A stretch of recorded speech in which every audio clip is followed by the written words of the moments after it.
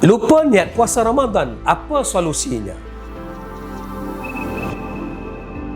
Imam Ibnu Hajar Al-Haytami berkata, secara ringkasnya, lau tasahhara liyasum, sekiranya seseorang bersahur untuk tujuan berpuasa, ma'a quturis saum bibalihi kadzalika kafahu dzalik, ditambah pula muncul dalam fikirannya untuk berpuasa, maka sudah cukup dikira sebagai niat puasa.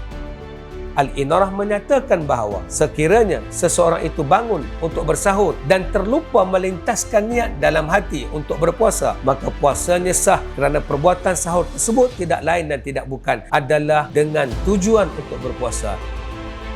Antara solusi untuk mengelakkan perkara sebegini berlaku, digalakkan juga untuk berniat puasa sebulan penuh berdasarkan pendapat Imam Malik sebagai langkah berjaga-jaga sekiranya seseorang itu terlupa untuk berniat pada malam hari. Rujuk Al-Inarah #834 terlupa untuk berniat puasa.